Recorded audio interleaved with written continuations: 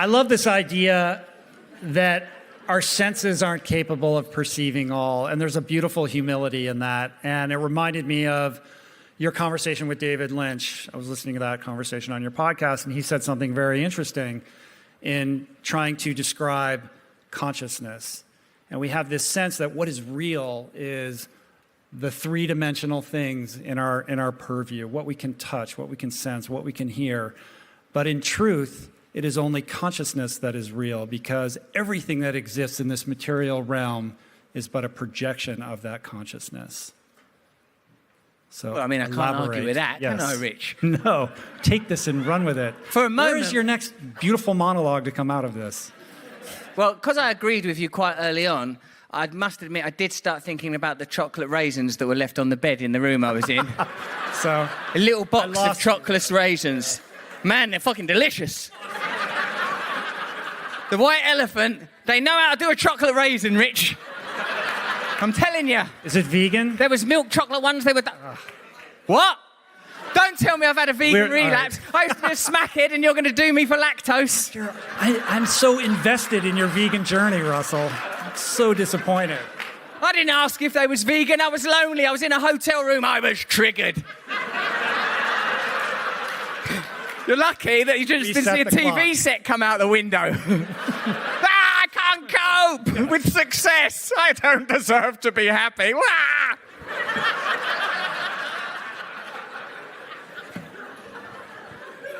I don't know where to go from here. Don't you go anywhere.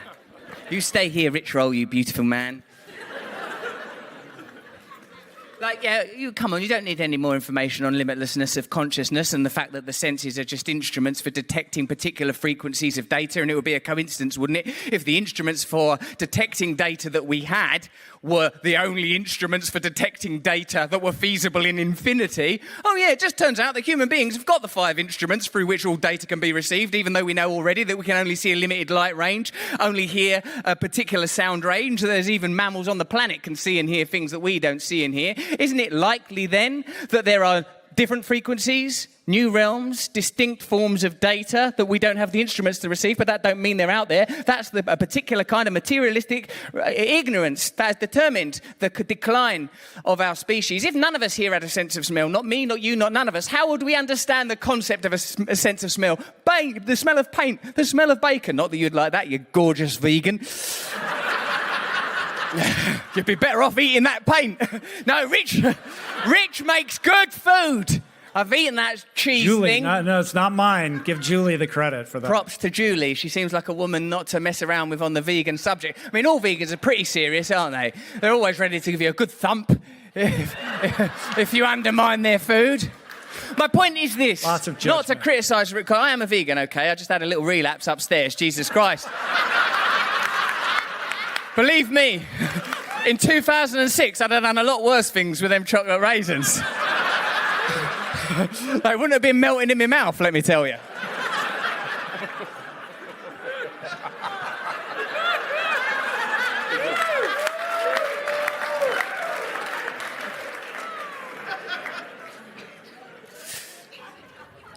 It's likely, I think, that there are forms of information, frequencies that are inaccessible to us due to the material limitations of being an evolved ape. And if you don't know that, then I'd recommend some psychedelic experiences which will introduce you to the limitations of human consciousness, the fact that your individuality is a construct derived from the biochemistry of the anatomy and memory, and suddenly to be introduced to the infinite, particularly like when I did it when I was like 14 with no proper guidance, all confused, at a bus stop. It's a difficult place to meet God. And the bus was still late. It's England.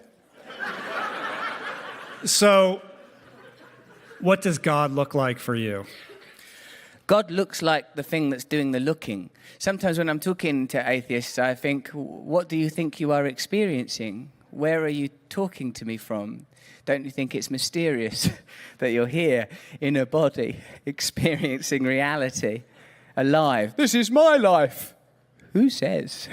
Where did you get that idea, my life? My life. We are alive, we are conscious, we are awake. And I believe, like our mutual friend David Lynch, that behind all separation is oneness, that more will be revealed, that apocryphally and anecdotally, the reason that heroism seems so beautiful, you hear some tale of a woman leaps out of a moving vehicle to rescue a stranger, and you feel, wow, because in this moment we recognize that, yes, oneness, truth, sacrifice, principles that seem now deeply embedded when we live in a time where we're told that our job is to find individual fulfillment through various forms of consuming or the acquisition of prestige or property. These are difficult ideas to overcome because they're underwritten by biological drives, you know. I'm not criticizing people for falling for a global con, but a con is what it is. Yeah. It is a con that is inescapable. Everywhere we turn, it is affirmed. It's in our face. This message that we cannot escape, that the fulfillment, the purpose, the happiness, the connection that we seek will be found in purchase. It will be found in status. It will be found in the pursuit of career advancement and material accumulation and a surrounding of luxury. Yeah, that's right, because of course we have necessary appetites and drives to eat and consume and procreate and have status and achieve social power and to be liked. All of these drives are present, but these drives, in my opinion, are, not my opinion, I've been told this, I'm not making this up, I've been listening to other people. These drives get appropriated by cultural systems that pose as neutral, but are not neutral, to continue to promote states of fear, states of difference. This is deliberate, not necessarily in a Machiavellian way, but when people are in a continual state of fear induced by media coverage of politics and global geopolitical affairs, this creates fear. Fear induces an unconscious state. I know in me, when I'm frightened, I'm not rational. If you make me nervous and afraid, I can't think clearly. Similarly, when I'm flooded with desire, that other great unconscious state used by the advertising and marketing professions. No offense if that's what you do, because all of us, we're all participating. You know, like, I didn't come here today on a mule, you know. Although with the blanket, you could be forgiven for thinking it's possible.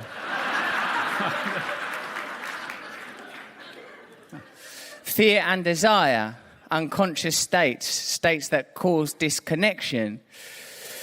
So I don't feel like it's an individual problem or there's individual culpability, and there's some scientific evidence now that we don't even have the autonomy that we previously perceived ourselves to have. I suppose the same way that if you require breath to stay alive, how is breath external to you? Breath is another organ. We're continually in symbiosis and osmosis with our environment, even through evolution, even if you are the most materialist, rationalist person out there, and there's nothing wrong with that. Some of my best friends are materialist, rationalists, you know. The fact is that we need one another. We need our environment. We need love. The trend is pointing towards oneness. Throughout mythic history, if there can be such a thing as myth, no, I mean more the history of myth. Throughout the history of myths, we see certain archetypes and themes, universal absolutes recurring. I believe that these could be regarded as a code, a map to our true nature, a kind of pathway that we can walk.